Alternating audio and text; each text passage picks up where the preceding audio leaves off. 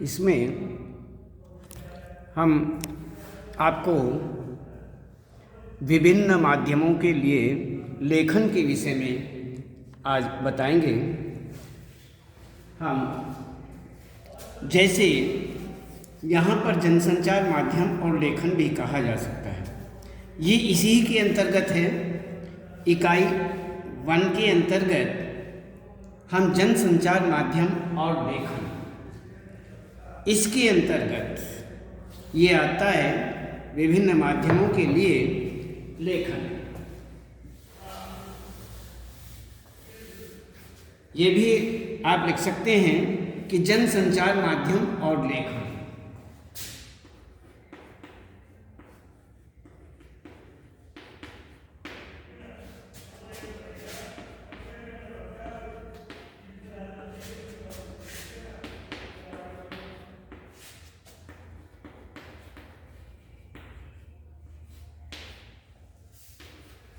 जनसंचार माध्यम और लेखन, इसमें हमारा एक ये मान लीजिए पहला जो पाठ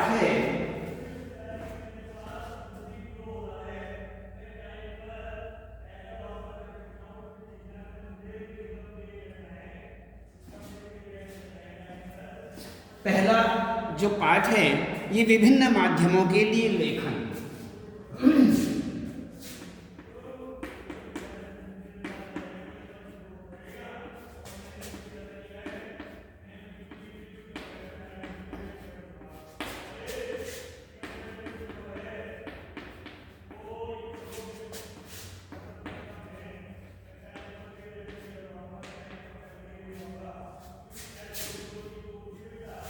ये हमारा विभिन्न माध्यमों के लिए लेखन ये आता है।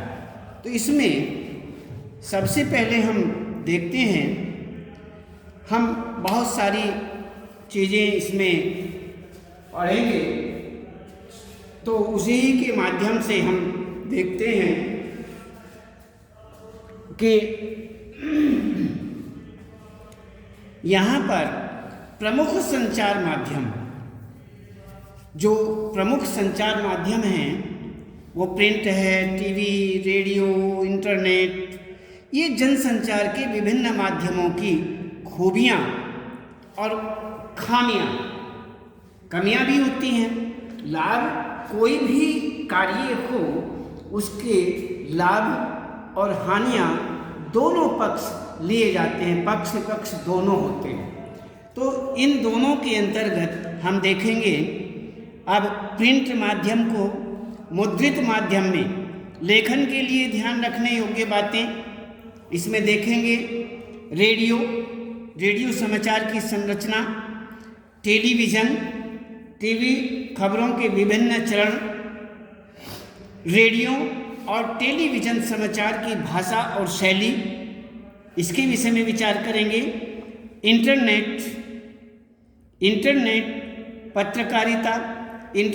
पत्रकारिता का इतिहास, भारत में इंटरनेट पत्रकारिता, ये इंटरनेट के माध्यम में सारी बातें हमारे सामने रहेंगी। इसी प्रकार से हिंदी नेट, ये संसार के अंदर किस प्रकार से कैसे ये सारी चीज़ें जो हैं हम आज अध्ययन के अंतर्गत रखेंगे। और इसमें सबसे पहले हम देखते हैं जनसंचार लेखन के लिए अलग अलग तरीके जनसंचार माध्यम के लिए अलग अलग तरीके क्यों अपनाए जाते हैं, क्यों रखे जाते हैं, किस किस प्रकार से ये सारी स्थितियाँ आज हम देखेंगे। तो यहाँ पर विभिन्न जनसंचार माध्यमों के लिए लेखन के अलग अलग तरीके होते हैं। अलग अलग तरीके हैं, जैसे अखबार, पत्रिकाओं में लिखने की जो अलग शैली है, जबकि रेडियो और टेलीविज़न के लिए लिखना एक अलग कला मानी जाती है। चूँकि माध्यम अलग अलग हैं, इसलिए उनकी ज़रूरतें भी अलग हैं, विभिन्न माध्यमों के लिए लेखन के अलग अलग तरीकों में समझना बहुत ही आवश्यक माना जाता है। तो इसी प्रकार से इन माध्यमों के लेखन के लिए बोलने लिखने के अतिरिक्त पाठकों, श्रोताओं और दर्शकों की आवश्यकता को भी ध्यान में रखा जाना चाहिए और इन सब बातों को ध्यान में रखते हुए हम प्रमुख जनसंचार माध्यम जो है उसके विषय में कौन कौन से, जैसे प्रिंट माध्यम, रेडियो माध्यम, टीवी माध्यम और इंटरनेट माध्यम, तो कितने हो गए कि हमारे जनसंचार के माध्यम यदि हम देखें, प्रिंट है, प्रिंट माध्यम, रेडियो माध्यम, टीवी माध्यम और इंटरनेट माध्यम।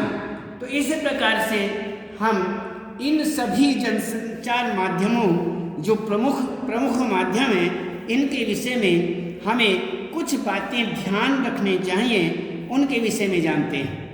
हम और आप नियमित रूप से अखबार पढ़ते हैं।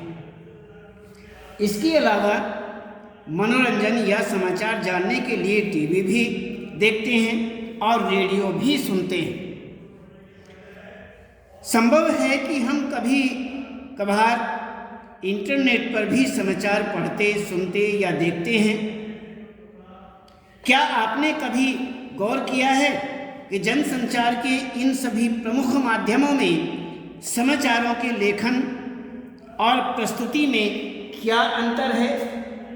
समाचारों के लेखन में और प्रस्तुतिकरण में क्या अंतर है, इस विषय पर विचार किया है।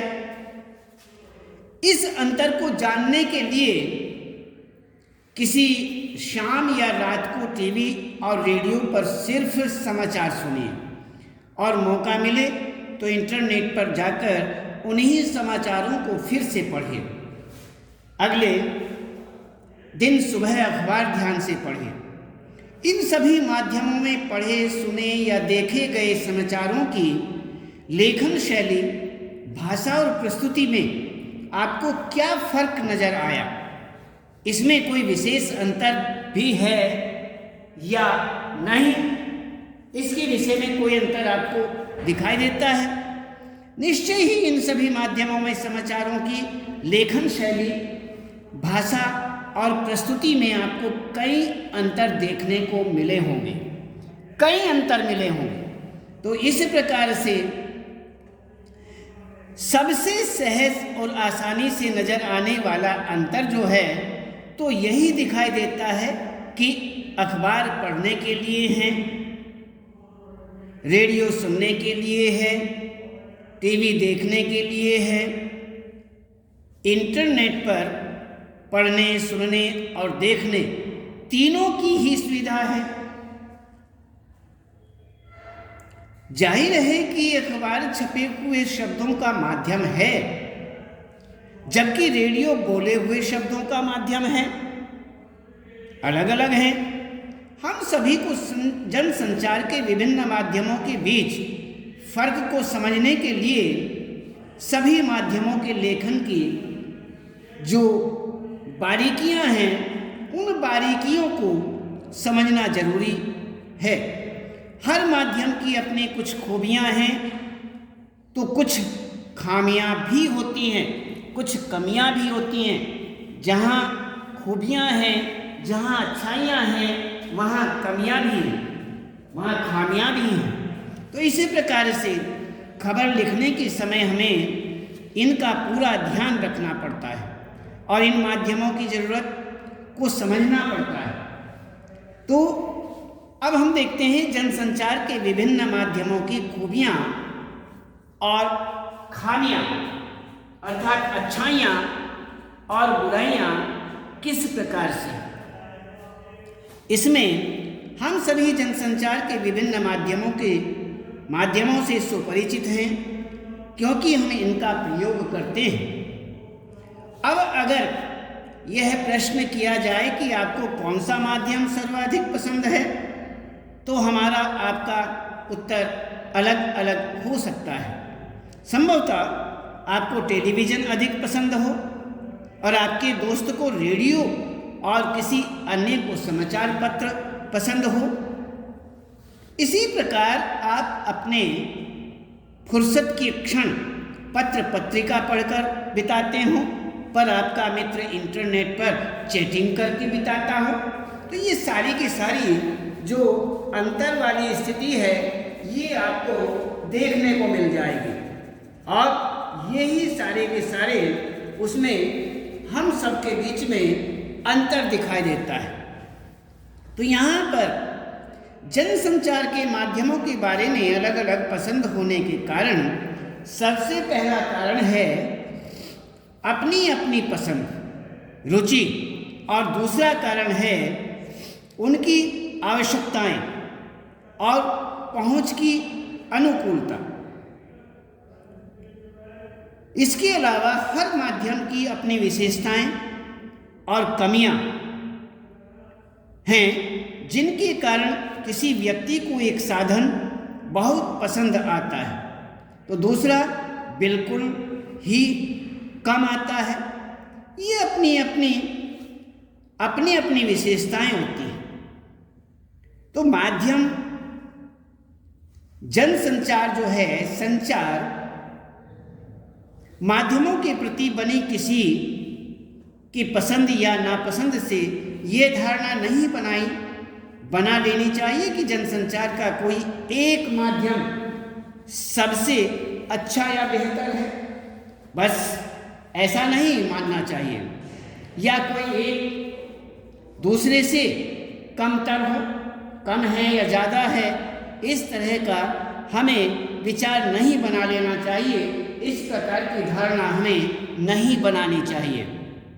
सबकी अपनी कुछ खूबियाँ और खामियाँ होती हैं। जैसे यदि हम एक एग्जाम्पल के नाते देखें, जैसे इंद्रधनुष की छटा अलग अलग रंगों के एक साथ आने से बनती है।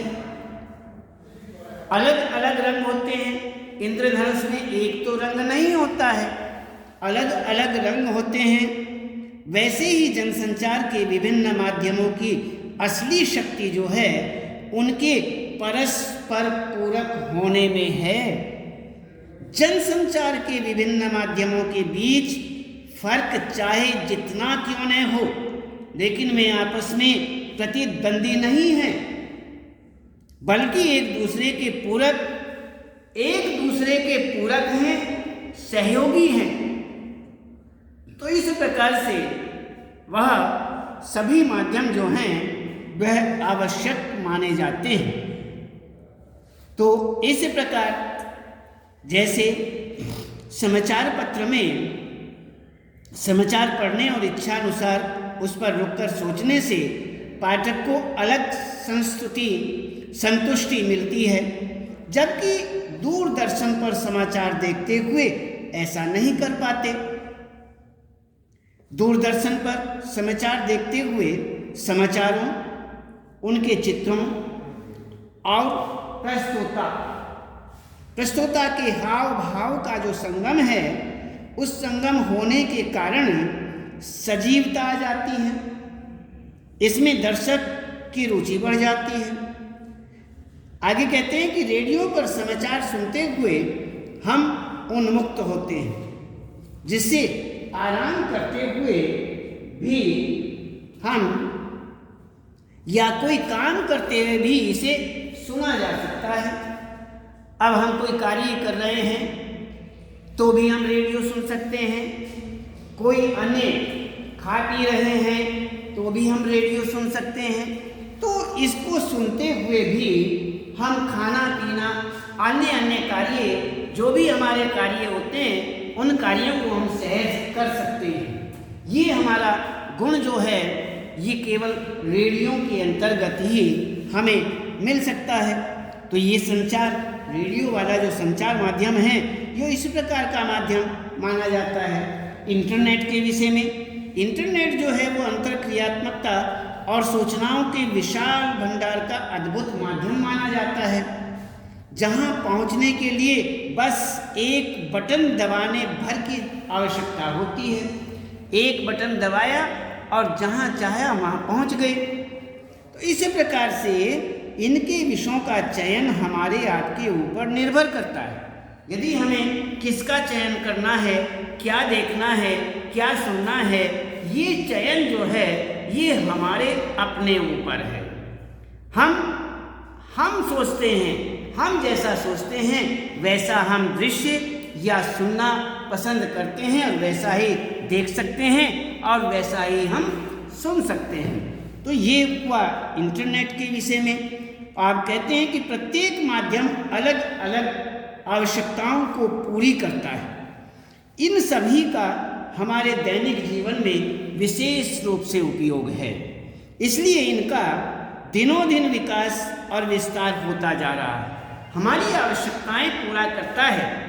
ये सारे के सारे माध्यम जो हैं हमारी आवश्यकताओं को पूरा करते हैं, इसीलिए दिनों दिन इनकी आवश्यकताएं और विशेष विकास होता जा रहा है, विस्तार होता जा रहा है। कारण सबसे बड़ा है आवश्यकता। तो ये हमारी आवश्यकताओं को पूरा करते हैं, इसलिए इनका विस्तार हो रहा है और विस्तार होना भी अनिवार्य है। विकास हो रहा है, विस्तार हो रहा है, यही कारण है। तो अब आगे हम देखते हैं जनसंचार के विभिन्न माध्यमों की विशेषताओं और कमियों से संबंधित जानकारियाँ किस प्रकार से। जैसे प्रिंट माध्यम है, प्रिंट माध्यम के विषय में प्रिंट यानी मुद्रित माध्यम जनसंचार के आधुनिक माध्यमों में सबसे पुराना माना जाता है। असल में वास्तविकता में आधुनिक युग की शुरुआत ही मुद्रण यानी छपाई के आविष्कार से हुई।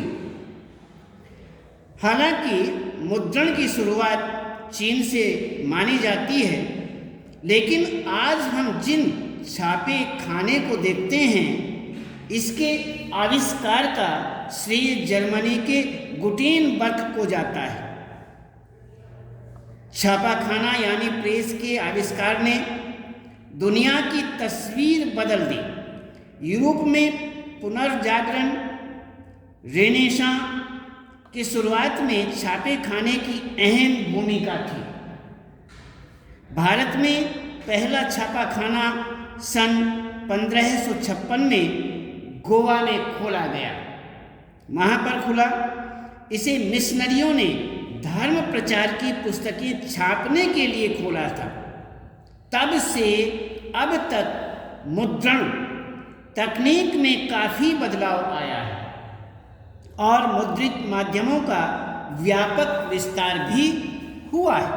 तो इसी प्रकार से हम यह देखते हैं। तो मुद्रित माध्यमों के अंतर्गत समाचार पत्र, विभिन्न पत्र पत्रिकाएं, पुस्तकें आदि आती हैं और जिनका हमारे जीवन में बहुत महत्व है। वर्तमान में इनके बिना हमारा जीवन आधा अधूरा हो जाएगा। क्यों? यदि इनका हमारे पास न होना, इनका संपर्क हमसे न होना, हमारा जीवन बताया गया है वर्तमान में इनके बिना हमारा कार्य, हमारी आवश्यकताएं पूरी नहीं होती। इसीलिए कहते हैं कि हमारा जीवन इनके बिना आधा अधूरा माना जाएगा, हो जाएगा।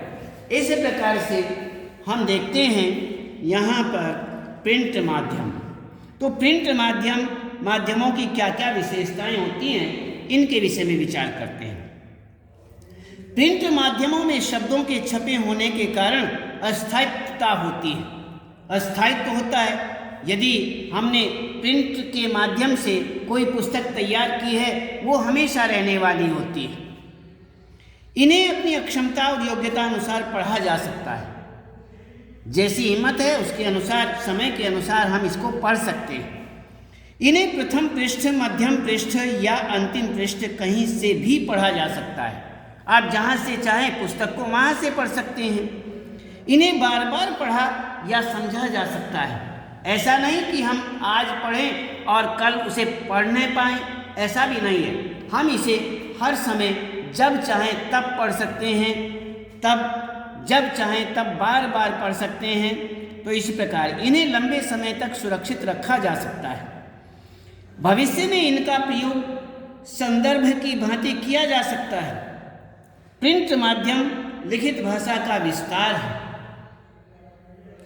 इन्हें लिखित भाषा की सभी विशेषताएं इनके अंदर शामिल होती हैं, मिलती हैं। लिखित और मौखिक भाषा में सबसे बड़ा अंतर यह होता है कि लिखित भाषा अनुशासन की मांग करती है। बोलने में एक स्वतः स्फूर्तता होती है, लेकिन लिखने में आपको भाषा, व्याकरण, वर्तनी और शब्दों के उपयुक्त इस्तेमाल का ध्यान रखना पड़ता है। आप बोलने में मौखिक रूप से तो आप जो चाहें सो बोल सकते हैं, स्वतंत्र हैं, लेकिन आपको यदि लिखित भाषा वाली स्थिति पैदा होती है तो उसमें आपको देखना पड़ेगा, भाषा देखनी पड़ेगी, व्याकरण देखना पड़ेगा, वर्तनी देखनी पड़ेगी, शब्दों के उपयुक्त इस्तेमाल का ध्यान रखना पड़ेगा। ये सारी चीज़ें आपको ध्यान रखनी पड़ेगी, तब जाकर के आप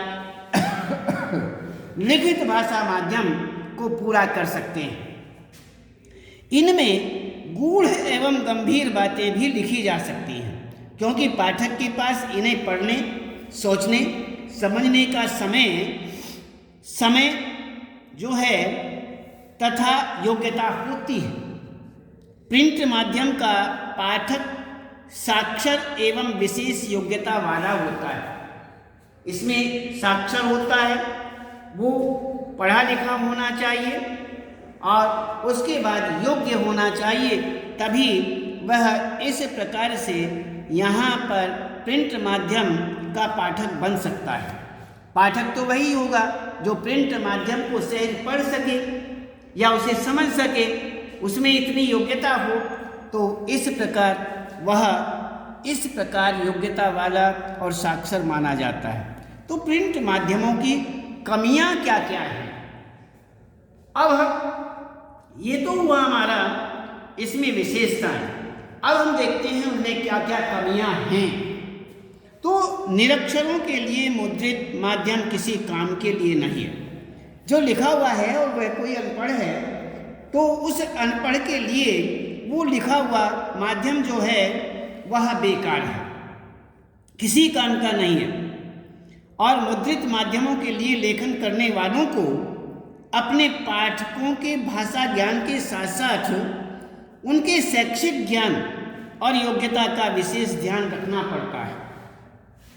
वे रेडियो, टीवी या इंटरनेट की तरह तुरंत घटी घटनाओं को संचालित नहीं कर सकते। ये भी है, किसी भी प्रकार से कोई घटना घटित हो जाए वह तत्काल उसको प्रभाव में नहीं ला सकते, उसे संचालित नहीं कर सकते।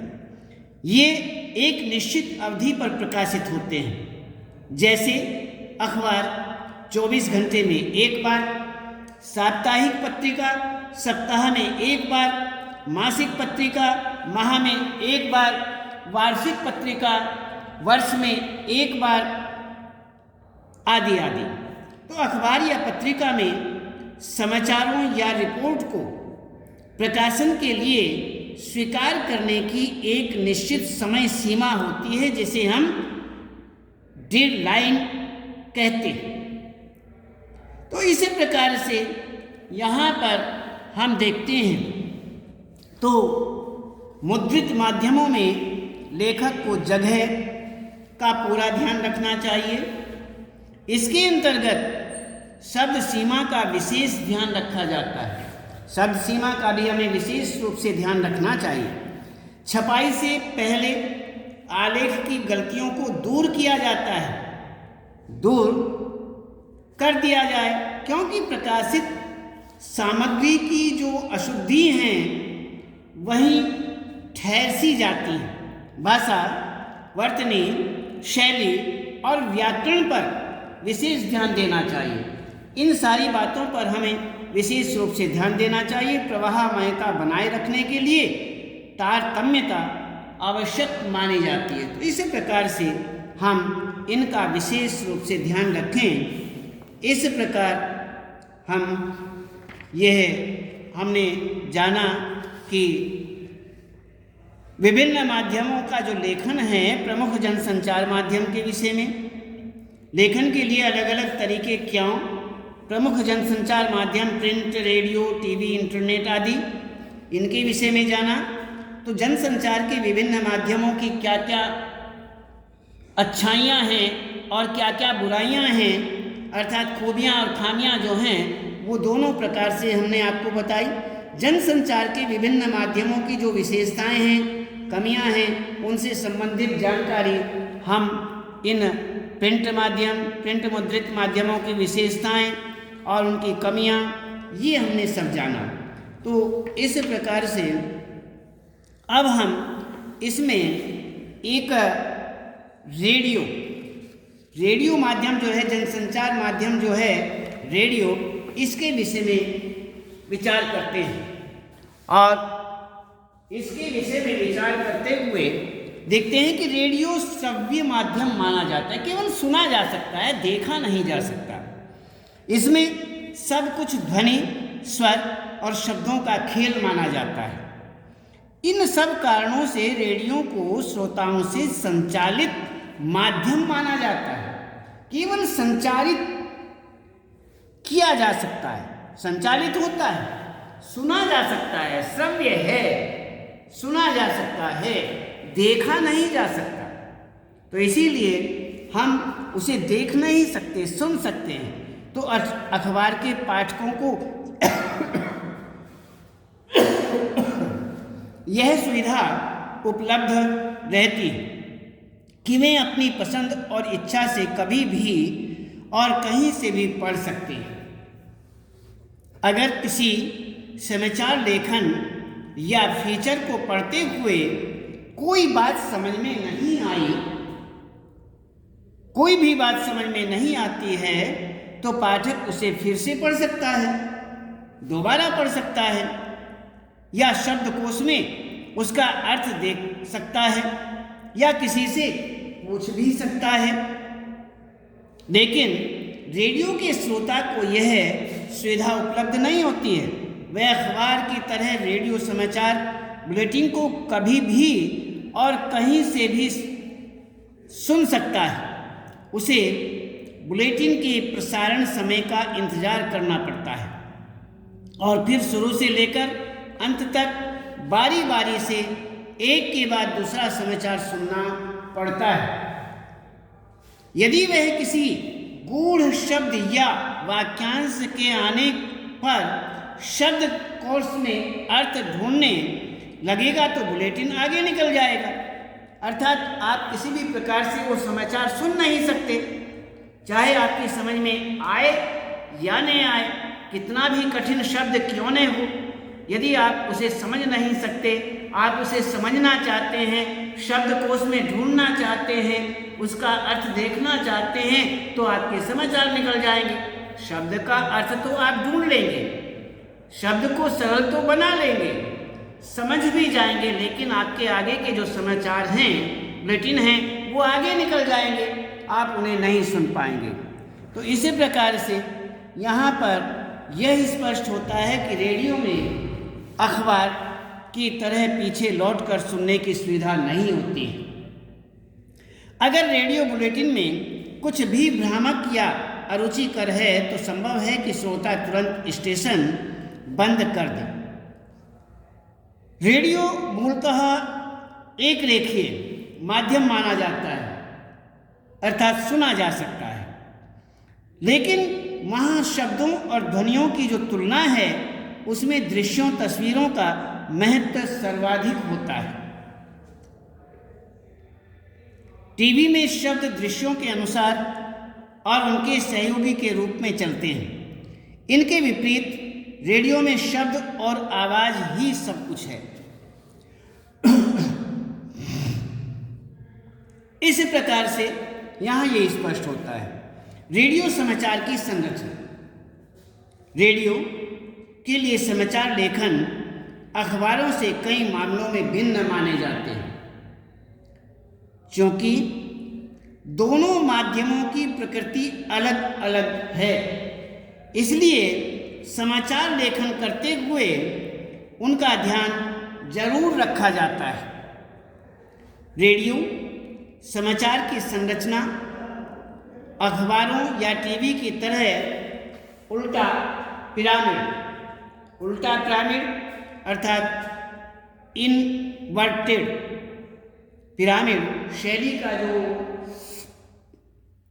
शैली पर जो आधारित होती है। चाहे आप किसी भी माध्यम के लिए समाचार लिख रहे हों, समाचार लेखन की सबसे प्रचलित, प्रभावी और लोकप्रिय शैली उल्टा पिरामिड शैली ही है। सभी तरह के जो जनसंचार हैं, जनसंचार माध्यमों में सबसे अधिक यानी 90% खबरें जो हैं वह उल्टा पिरामिड शैली में लिखी जाती हैं। तो यहाँ पर ये देखा गया है। अब उल्टा पिरामिड शैली जो है उसके विषय में थोड़ा जानते हैं।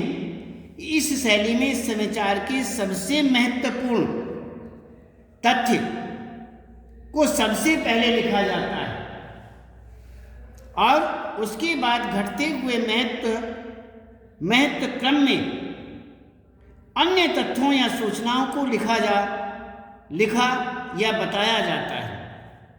इस शैली में किसी घटना, विचार, समस्या का जो ब्यौरा है कालानुसार समय के अनुसार क्रम की बजाय सबसे महत्वपूर्ण तथ्य या सूचना से शुरू होता है। इस शैली में कहानी की तरह क्लाइमेक्स अंत में नहीं बल्कि खबर के बिल्कुल शुरू में आ जाता है।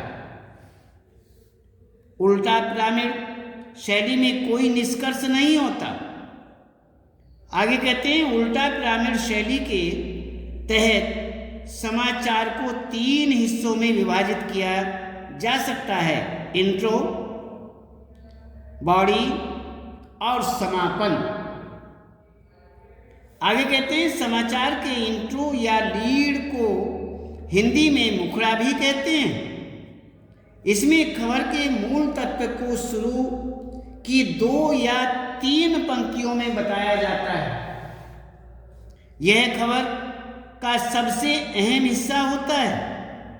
आगे कहते हैं, जो बॉडी है उस बॉडी में समाचार के विस्तृत ब्यौरे को घटते हुए महत्व क्रम में लिखा जाता है। समापन में प्रासंगिक तथ्य और सूचनाएं दी जा सकती हैं। अगर जरूरी हो तो समय और जगह की कमी को देखते हुए आखिरी कुछ लाइनों या पैराग्राफ को काटकर हटाया भी जा सकता है और उस स्थिति में खबर वहीं समाप्त हो जाती है। रेडियो समाचार के इंट्रो के कुछ आपको बताते हैं।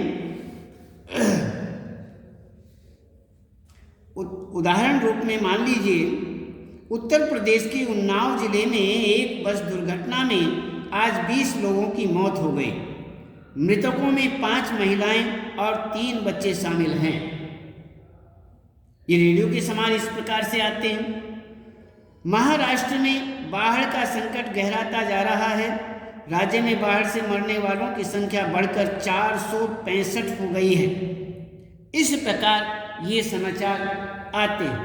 रेडियो के लिए समाचार लेखन की बुनियादी बातें किस प्रकार से होती हैं, इसके विषय में देखते हैं।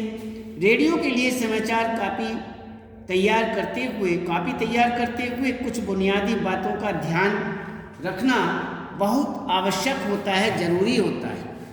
साफ सुथरी और टाइप कॉपी।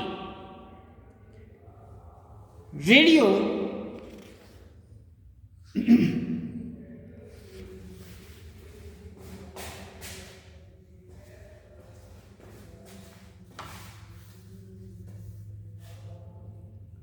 रेडियो समाचार कानों के लिए यानी सुनने के लिए होते हैं, इसलिए उनके लेखन में इसका ध्यान रखना जरूरी हो जाता है।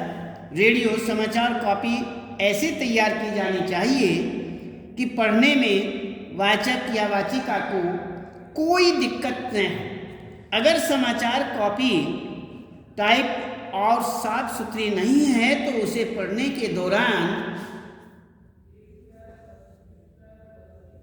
पाठक के अटकने या गलत पढ़ने का खतरा रहता है और इससे श्रोताओं का ध्यान बढ़ता है या वे भ्रमित हो जाते हैं।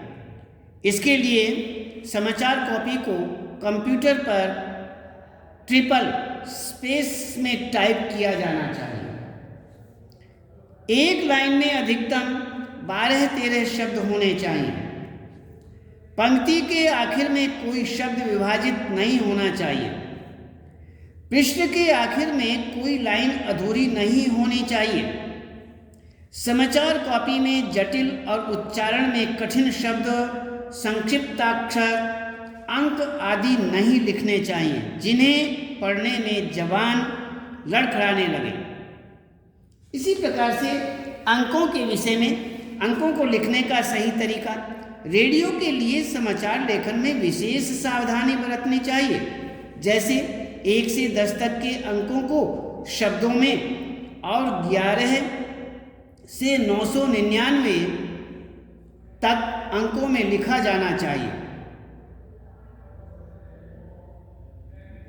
लिखने की बजाय 18,35,000 अंकों में लिखने के बजाय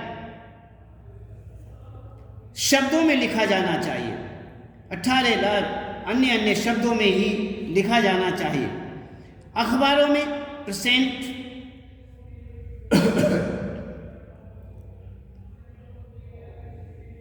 और डॉलर जैसे संकेत चिन्हों से काम चल जाता है। ऐसे ही लेकिन रेडियो में यह पूरी तरह वर्जित है, अतः इन्हें प्रतिशत और डॉलर लिखा जाना चाहिए, शब्दों में लिखा जाना चाहिए।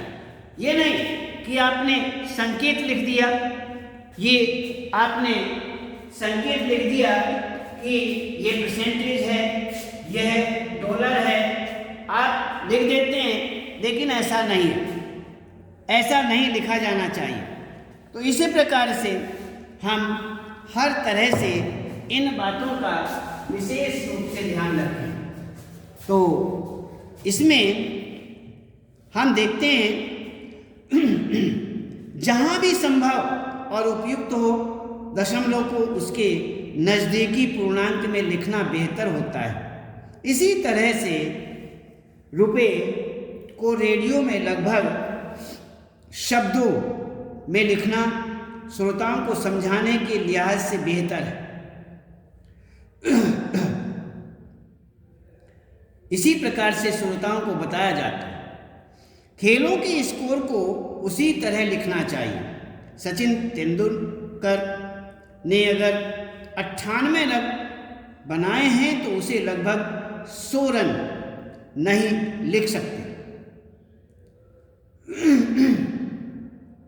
तो इसी प्रकार से हमें बहुत सारी बातें ध्यान रखनी चाहिए। तो डेडलाइन, संदर्भ और संक्षिप्ताक्षर का प्रयोग रेडियो में अखबारों की तरह डेडलाइन अलग से नहीं बल्कि समाचार से ही गुथी होती हैं।